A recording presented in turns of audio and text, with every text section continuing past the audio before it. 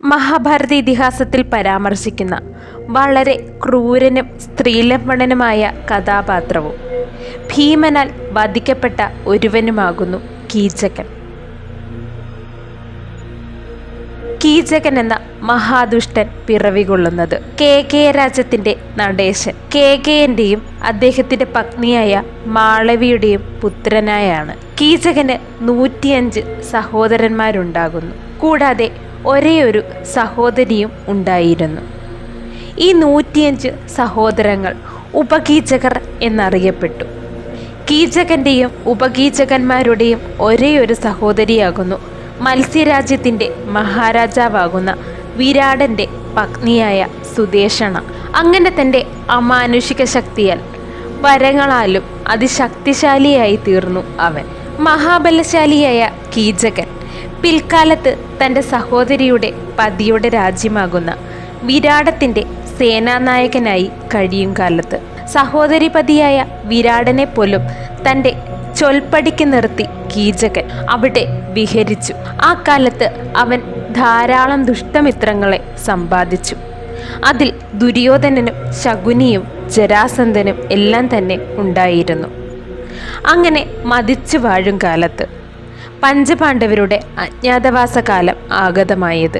ആ കാലം കൗരവരിൽ നിന്നും അവരുടെ പക്ഷം ചേർന്ന് തങ്ങളെ ദ്രോഹിക്കുന്നവരിൽ നിന്നും പിടിപെടാതിരിക്കുവാൻ പഞ്ചപാണ്ഡവരും അവരുടെ ധർമ്മപത്നിയും ആൾമാറാട്ടം നടത്തി മത്സ്യദേശത്ത് കടന്നുകൂടി. യുധിഷ്ഠിരൻ കൊട്ടാരം മന്ത്രിയായും മഹാരാജന്റെ വിശ്വസ്തനായ നീതിമാനായും ഭീമൻ പാചകക്കാരനായും അർജുനൻ ബൃഹന്തളയായും നകുലൻ ഗ്രന്ഥകനായും സഹദേവൻ തത്രിപാലനായും മൃഗസംരക്ഷണത്തിൽ ഏർപ്പെട്ടുകൊണ്ട് കഴിഞ്ഞു. കൂടാതെ പാഞ്ചാലി സൈരന്ധ്രി എന്ന കൊട്ടാരം മഹാറാണിയുടെ അതായത് സുദേഷ്ണയുടെ തോഴിയായും അവിടെ കഴിഞ്ഞു.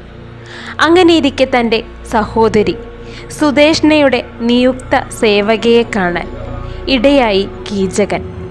അപ്പോഴേക്കും അവൻ അവളിൽ അനുരക്തനായി തീർന്നു.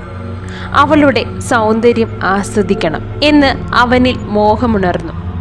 അങ്ങനെ ഒരു ദിനം സുദേഷ്ണയോട് തനിക്ക് മധു വിളമ്പുവാനും തന്നെ സേവിക്കുവാനും സൈരന്ധ്രിയെ അയക്കണമെന്ന് പറയുകയും ചെയ്തു. അത് പ്രകാരം മഹാറാണി സുദേഷ്ണ അവളെ അവിടേക്ക് അയച്ചു. അങ്ങനെ നിറഞ്ഞ സദസ്സിൽ എല്ലാവർക്കും സോമം പകരുന്ന പാഞ്ചാലി എന്ന മാലതിയെ അഥവാ സൈരന്ധ്രിയെ കണ്ടപ്പോഴേക്കും അവൻ ഏവരുടെയും മുൻപിൽ വെച്ച് തന്നെ അവളെ കടന്നു പിടിക്കാൻ ശ്രമിക്കുന്നു. എന്നാൽ അവൾ അതിന് വഴങ്ങാതെ കീചകനെ തള്ളിമാറ്റി മുൻപോട്ട് കുതിച്ചു.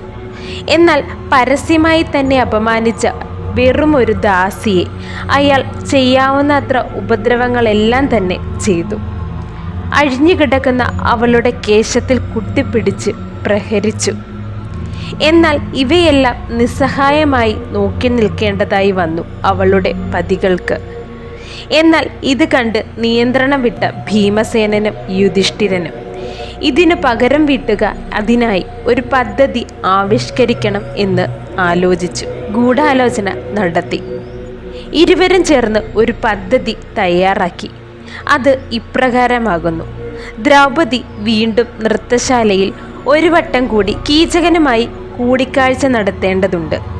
ആ വേളയിൽ കീചകനെ വശീകരിക്കുന്നതായി നടിച്ചുകൊണ്ട് നൃത്തശാലയുടെ ഇരുളുകളിലേക്ക് അവിടെ കിടക്കയിലേക്ക് അവനെ എത്തിക്കേണ്ടതുണ്ട്. ഇതായിരുന്നു അവരുടെ പദ്ധതി.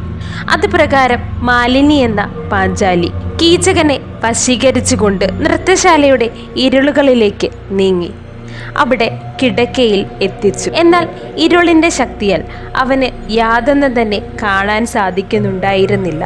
അതുകൊണ്ട് തന്നെ തൻ്റെ അടുത്ത് ഉപവിഷ്ടയായിരിക്കുന്നത് സൈരന്ധ്രിയാകുന്നുവെന്ന് നനച്ചുകൊണ്ട് അവൻ അവളുടെ അടുത്തേക്ക് നീങ്ങി. എന്നാൽ തൻ്റെ സമീപത്ത് നിന്ന് ഒരു പുരുഷ ശബ്ദം നാം ഭീമസേനൻ ആകുന്നുവെന്ന് വെളിപ്പെടുത്തുന്നു.